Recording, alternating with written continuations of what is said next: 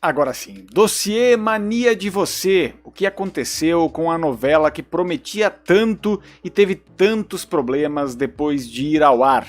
Nós vamos falar sobre os principais pontos que levaram a novela de João Emanuel Carneiro a um resultado tão ruim no Ibope e com um final bastante estranho que a gente vai comentar também.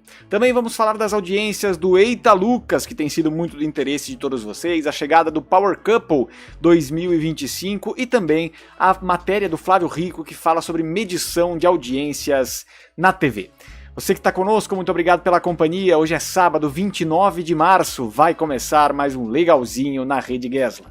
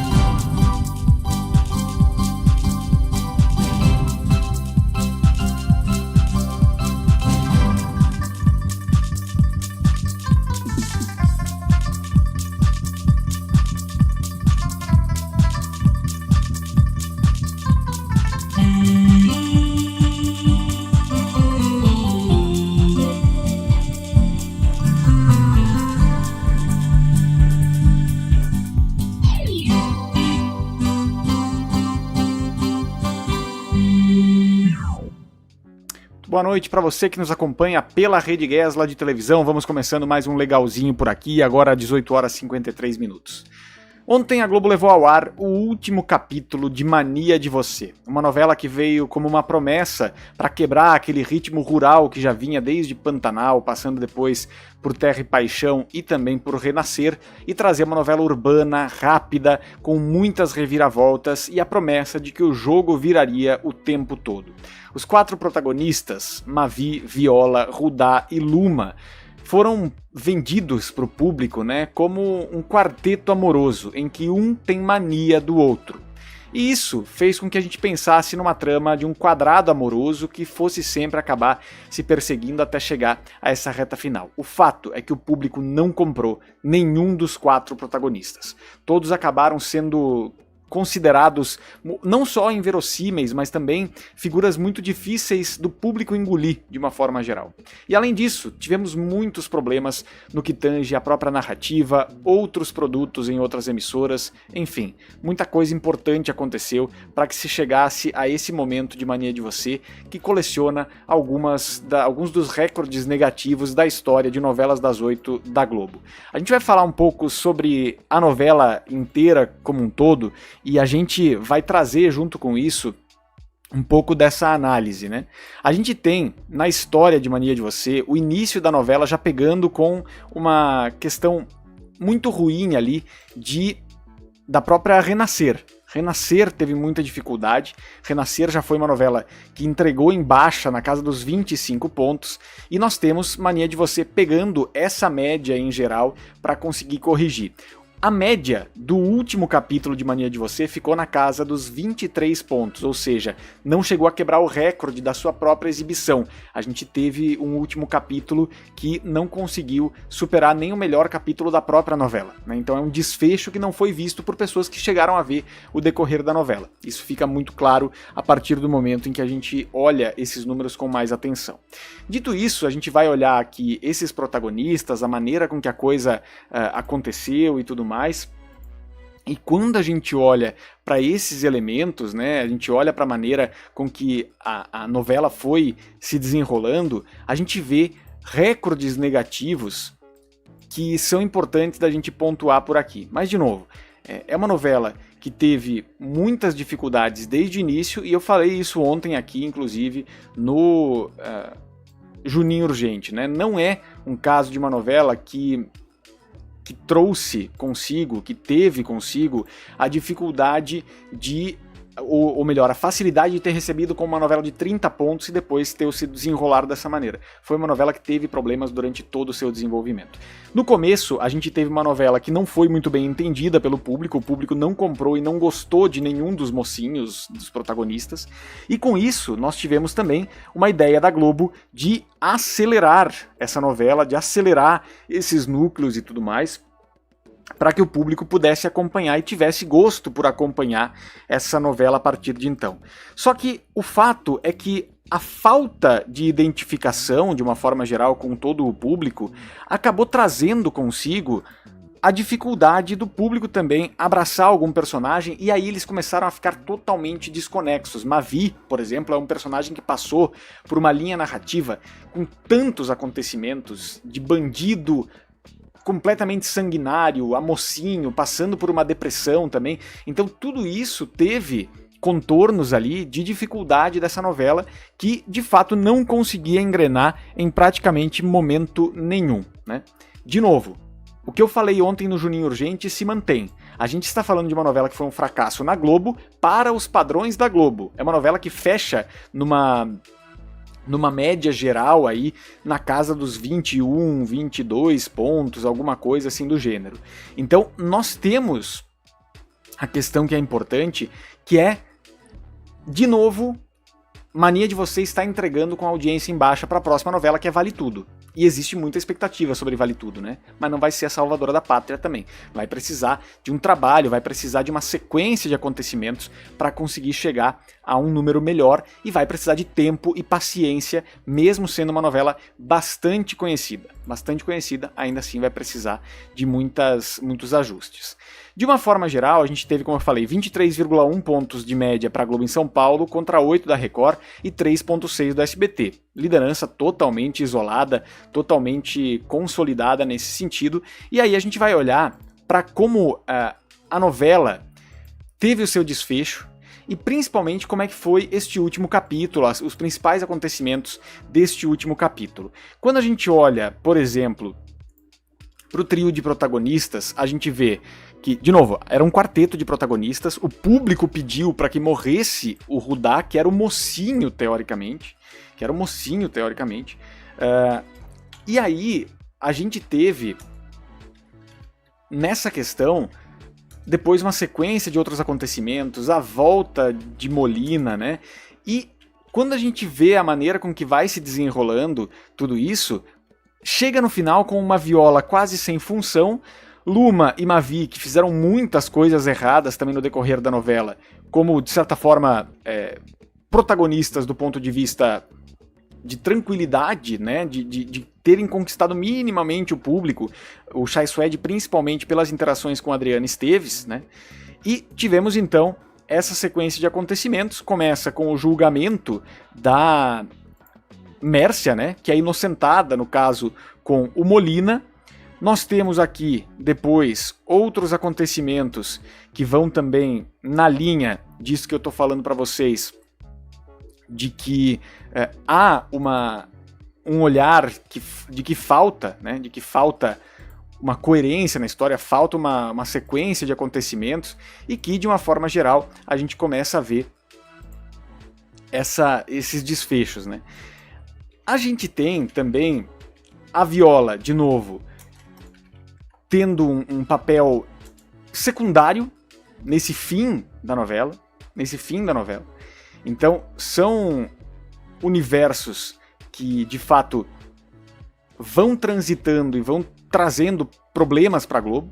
Nós temos aqui, a novela teve diversas derrotas na sua trajetória, para partidas do Paulistão. Nós tivemos também outras derrotas no Globoplay. El Turco, né, chegou a ir à frente da novela também, em vários momentos, no streaming também, porque ela ia bem no streaming. Nós temos Tieta, um dia não vale a pena ver de novo, dando mais audiência do que Mania de Você, que era inédita. A título de comparação, diz aqui uma matéria do Terra, por exemplo, o folhetim só não bateu um recorde. Véu de Noiva, de 1970, tem a pior audiência da emissora dos Marinho em um capítulo, quando em 1º de janeiro cravou 13 pontos. Foi por pouco. Em 24 de dezembro, a trama superou Travessia, batendo seus 14,5 pontos e registrando 14,1. Com Alma Gêmea ainda no ar, a novela conseguiu ficar atrás da trama de Valcir Carrasco em 11 de outubro, com apenas 15,4 pontos. Então vejam, a título de comparação, os problemas que a novela teve, né? E nós tivemos, nesse sentido, esses protagonistas caindo cada vez mais, né, e se perdendo no decorrer da novela. E as últimas cenas, aí nós temos também Mariana Ximenes e Thalita Caralta, que são duas atrizes que também não conseguiram ter tiveram um bom desempenho dentro das suas personagens, mas de novo, não tiveram aquele espaço gigantesco que a gente vê na sequência, né, e no tamanho de atrizes como são as duas, né? Então eu acho que faltou muita coisa para a gente conseguir chegar a um nível de personagem que poderia ter, de uma forma melhor, trazido as duas para esse protagonismo. E no final nós temos então Mavi e Luma com sua filha Cecília, e o final da novela é basicamente Mavi levando a Cecília até a sala de controle, que tantas vezes ele observou seus desafetos, seus adversários, e aí a tela do computador exibe a palavra fim. Isso me lembrou muito o final de Segundo Sol, lá em 2017, quando Baduzinho apareceu em cima da palavra fim. Baduzinho foi o grande encerrador, e aí vamos lá.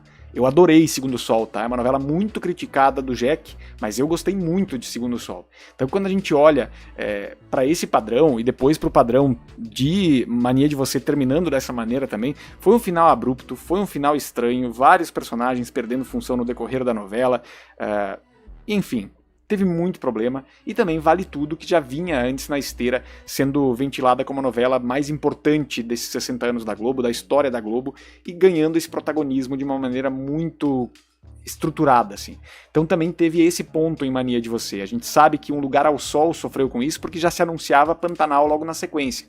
A Globo até tentou parar de falar em Vale Tudo, parar de trazer elementos que lembrassem Vale Tudo, mas o fato é que a novela acabou ganhando também protagonismo pela dificuldade de Mania de Você de conquistar o telespectador. Vamos ver o que vem pela frente agora com a nova edição de Vale Tudo, que começa na próxima segunda-feira.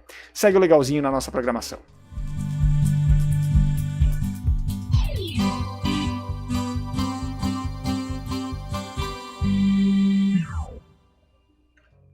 Sete e 4 nesse momento, você que nos acompanha pela Rede Gesla de televisão, muito obrigado pela companhia. Daqui a pouquinho a gente vai trazer para vocês outras questões aqui também sobre audiências e tudo mais, e eu leio os comentários de vocês que estão conosco nesse momento. Obrigado pela companhia, viu?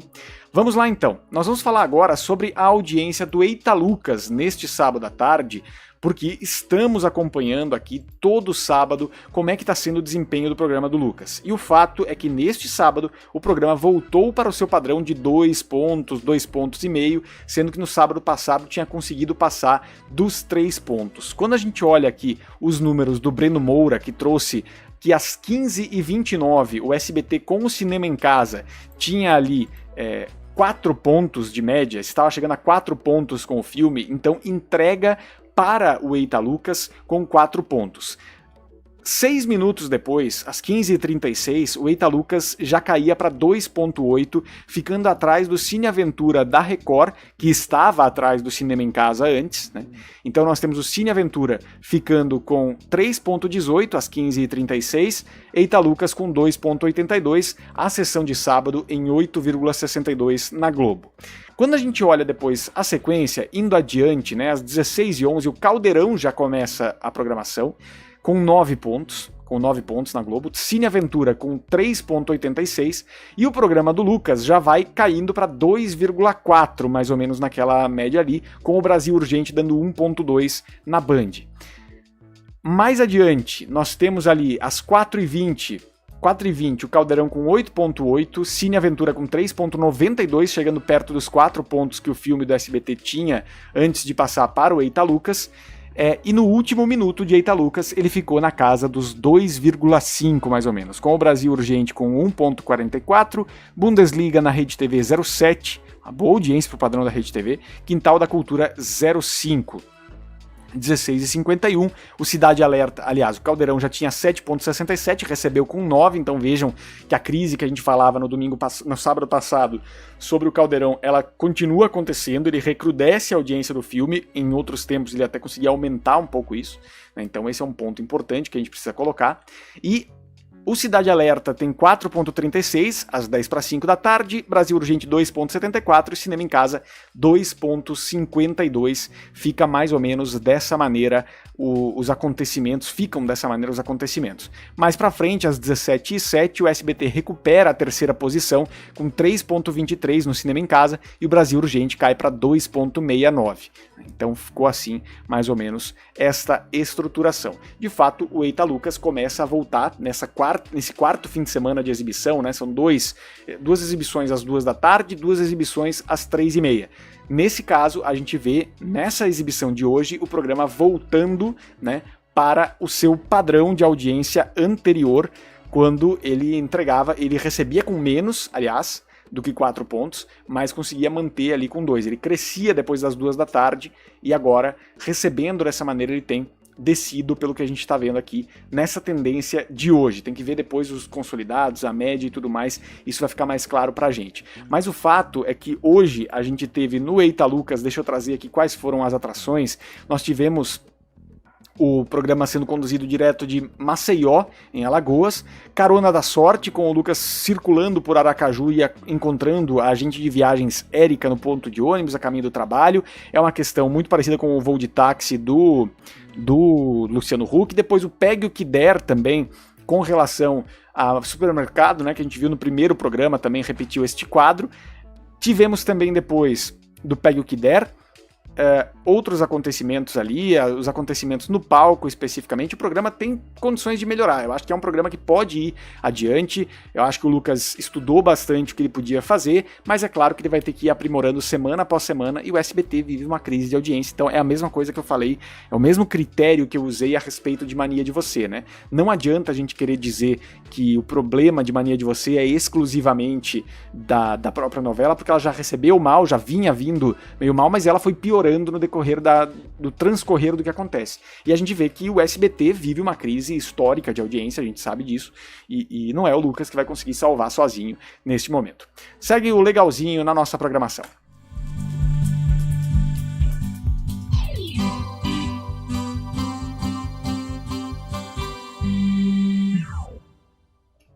Muito bem, vamos com o seu comentário por aqui, mas primeiro deixa o like. Deixa o like, deixa o like.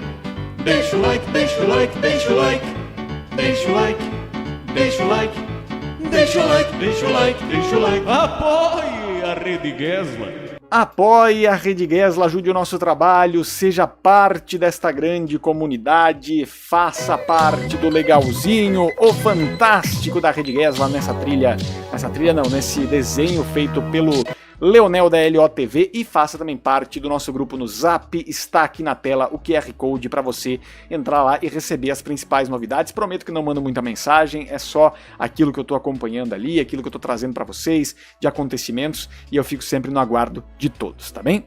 Vamos lá então, nós temos aqui a galera que está nos acompanhando. A Ana Paula tá falando sobre o Acerte ou Caia, o Gustavo Henrique, boa noite, Gesla e pessoal, achei um final mediano e a novela no geral. Chaparrão, Guegué, você lembra do programa Rosaura Fraga? Não me lembro do Chaparrão, teria que pesquisar inclusive. Paulinho Santos, boa noite. Jorge Rodrigues também junto com a gente, o canal Esporte é Raça, vamos esquecer Mania de Você, agora vamos para uma grande novela na segunda-feira, sem sombra de dúvidas, né? Temos também, Ana Paula, já mandei um modo de perguntas do começo do chat, vou olhar ali. Lucas dizendo, o Juninho Guegué da Atena indigiu 7 vezes. Não entendi. Ana Paula também, será que meu programa favorito vai vencer amanhã? Acredito que sim, Ana Paula. O Lucas também dizendo, por causa disso, o programa já foi acusado. Não entendi. Não entendi. Mas tudo bem, vamos lá. Quem mais junto conosco? Vai chegando, deixando seu like. Você já ouviu Fito Paz? Já ouvi, Chaparrão. Um abraço. Quem mais? Lucas dizendo: assisti a estreia do Datenão no SBT, foi no dia 9 de dezembro.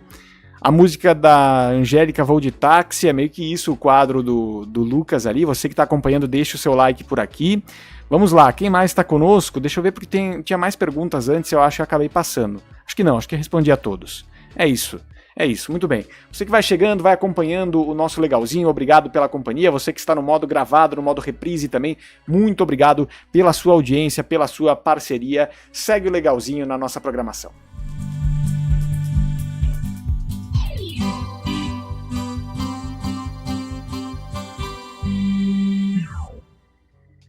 Flávio Rico soltou uma matéria essa semana bastante interessante a respeito dos rumos da medição de audiência. A gente tem conversado muito por aqui sobre audiência de televisão, inclusive no domingo a resenha televisiva se transformou aqui na Rede Gesla numa apuração de fato da audiência que está acontecendo naquele momento, de como tem sido Acerte ou Caia, Domingo Legal, mas o fato é que o Flávio Rico traz uma ideia sobre a medição de audiência do Cantar Ibope, né, e as questões que estão envolvidas nisso. Eu quero ler essa matéria do Flávio Rico junto com vocês e comentar a respeito de como essas coisas estão se desenvolvendo, né? Flávio Rico diz o seguinte: sistema de medição da TV paga e streaming é falho, incompleto e injusto. Bastante forte o título do Flávio Rico com colaboração do José Carlos Neri. E diz o seguinte: dizer que a televisão está perdendo audiência é uma das maiores bobagens dos tempos atuais. Uma completa desinformação. Já começa com essa pedrada o glorioso Flávio Rico.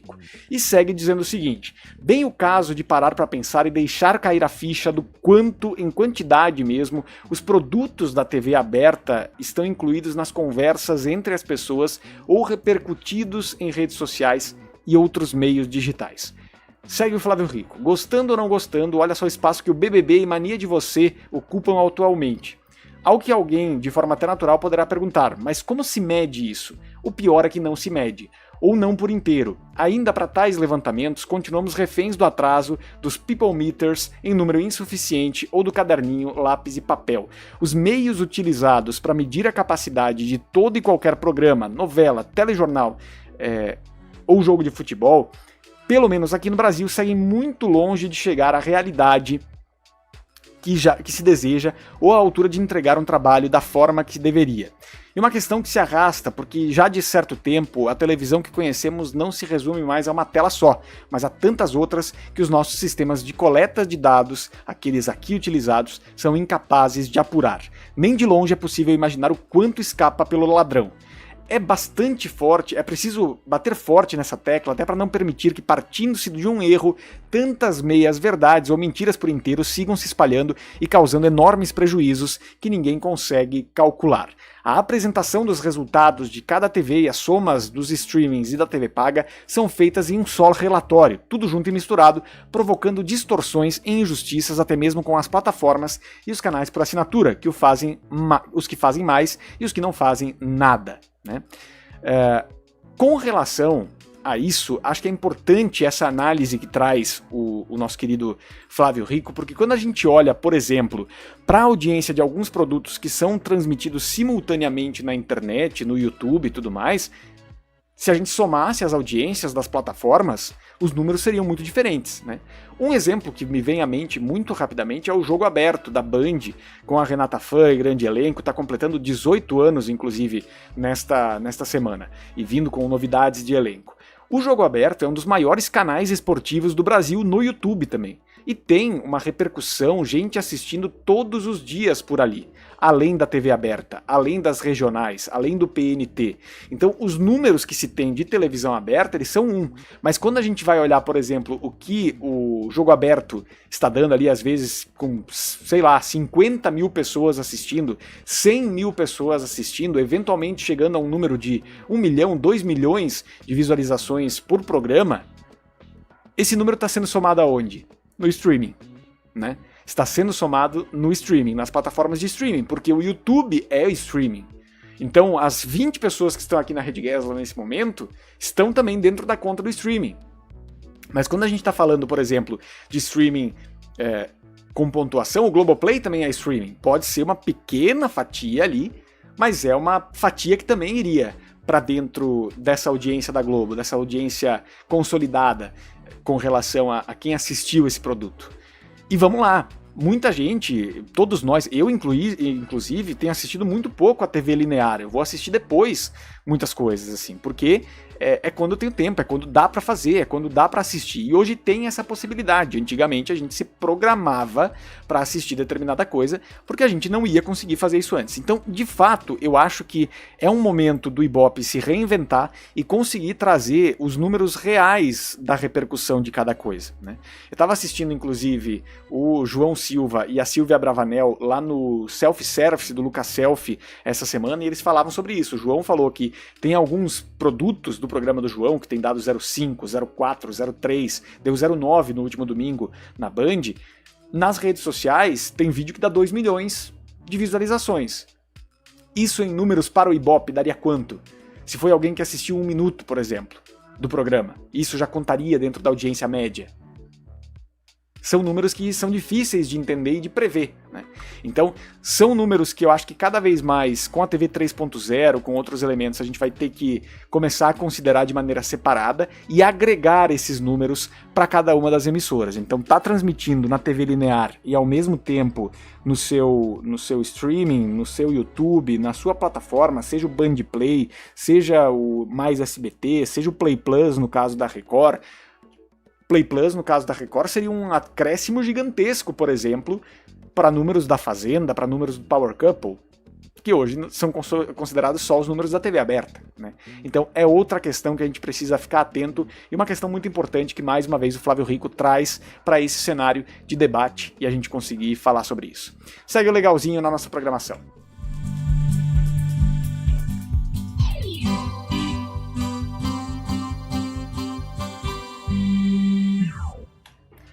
Falando sobre Power Couple, nessa semana a Record inteligentemente colocou a primeira chamada oficial do programa com os novos apresentadores no intervalo do jogo entre Palmeiras e Corinthians, a final do Campeonato Paulista, com Rafa Brites e Felipe Andreoli já no novo cenário do Power Couple, já falando sobre o histórico desse reality. Eu já comentei com vocês algumas vezes que não é o meu reality favorito da Record, vocês sabem disso, mas pretendemos fazer uma cobertura minimamente discreta aqui dentro da Rede Gessler de televisão, assim como fizemos da Grande Conquista. Eu gosto de acompanhar os realities da Record porque eu acho que que é possível acompanhar com mais tempo, com mais distanciamento. Eles têm os grandes acontecimentos sempre nas terças, quartas e quintas-feiras. Vamos ver se agora também com essa mudança de grade, com a ideia de migrar para o domingo, a gente vai ter também mais conteúdo no domingo, mas aqui eu consigo fazer uma cobertura um pouquinho mais nivelada com a minha capacidade de produzir, né?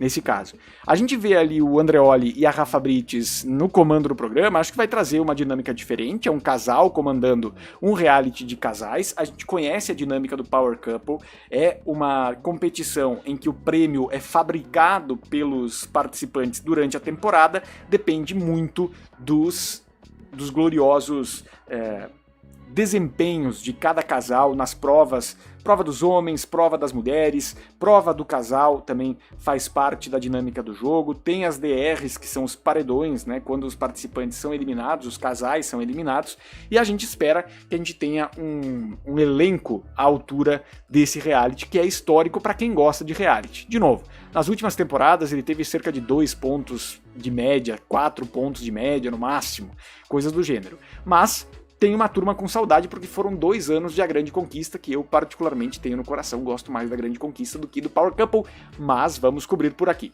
E Rafa Brites e Andreoli na condução do reality, eu acho que vai ser bem interessante pra gente ver esse dinamismo, mas eu acho que é muito importante também o Carelli conseguir direcioná-los no sentido de que um reality é sempre uma bagunça gigantesca, é sempre um monte de gente falando um em cima do outro, então eu acho que a alternância de comando do programa também vai ser importante entre os dois conseguirem, os dois serem orientados corretamente para que eles se coloquem ali de maneira individual, que eles comandem uma parte, o outro comande outra, na votação, a partir de qual participante o Felipe vai comandar, a partir de qual participante a Rafa vai comandar, porque senão a tendência de que os apresentadores acabem deixando o caos do ao vivo. Não que o caos não seja bom no sentido das tretas, mas para que o caos no ao vivo seja organizado, é importante que essa divisão seja muito bem feita entre os dois, senão pode ficar confuso, senão pode ficar difícil, né? E a gente vai ver então isso acontecendo diante de nossos olhos com essa nova temporada do Power Couple. Espero sinceramente que seja um sucesso dentro dos padrões da Record que a gente já conhece, que não tenha ninguém saindo com a polícia de Tapecerica da Serra, mas que a gente tenha aquelas tretas raiz do Power Couple, prova do choque no períneo, que é um clássico também, né? E outras tantas aí, cuidado para não derrubar o Gugu, grandes momentos como esse dentro do Power Couple 7, né? Já é o 7? É o 7 que tá vindo, que tá com um novo logotipo também. Opa, tá com um novo logotipo também, né? Pequenas mudanças aí do logotipo, mas de novo, deixando ele cada vez mais próximo dessa linguagem da internet, deixando ele cada vez mais próximo do público que já acompanha, de uma forma geral, o universo de reality, e eu acho que isso vai ser muito importante até para dar um frescor nessa linha, né, e nesse público carente de reality, porque o BBB desse ano, de fato, foi muito, muito difícil de acompanhar. Segue o legalzinho na programação da Rede Gessler.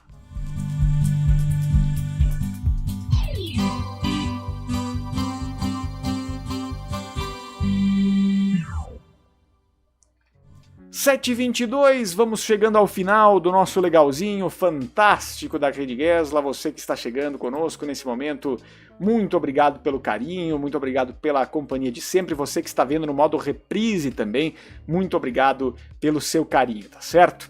Vamos lá então para a gente seguir agora com os comentários de vocês e encerrar juntos o nosso programa. Deixa eu ver aqui. Quem mais deixou o seu comentário? Ana Paula torcendo para a Record, Adriana Araújo, boa noite, não gosto de novelas, mas não acho inteligente fazer remake, seja qual novela for. Ivani Ribeiro, por exemplo, deu muito certo fazendo remake, né? A gente sabe disso. Mas, enfim, são questões. Vamos lá. Datena reencontrou Simone Queiroz na redação do SBT. Deixa eu ver quem mais comentando por aqui. Augusto Anjos, eu também não quero saber nada sobre vida de casais, ver um reality disso é dureza. Não, é que a briga daí se dá entre o casal, né? Mas são coisas que... é o tipo de laço que funciona melhor, porque a Record sabe irritar todo mundo mais rápido dentro da casa. Edna Alcântara, boa noite, a Record já ganhou amanhã, vamos ver como é que vai ser essa sequência, né? E é isso, última apresentação do Power Couple... Teve apresentadores que passaram como o Gugu Liberato, Adriane Galisteu e o Roberto Justus. Também foi importante para a gente olhar, né, a maneira com que a gente tem a sequência de temporada, a sequência de um olhar da Galisteu entrou de novo na Record. Ela ia entrar em 2020 no Power Couple, mas foi adiado por conta da pandemia. Daí ela entra no Power Couple de 2021, se eu não me engano, e depois já vai pra Fazenda diretamente depois da saída do Mion. Foi em 2021 mesmo, porque foi no mesmo ano ali, depois ela saiu. Então é isso, minha gente. Agradecer muito a companhia de todos, a gente fica muito contente de poder ter o prestígio da sua audiência aqui ao vivo na Rede Gessler de televisão. Você que esteve conosco também no modo reprise, um grande abraço, a gente vai ficando por aqui com mais esse legalzinho. Um grande abraço a todos e até amanhã. Comportem, nobody. Isso aí, né? Fechou?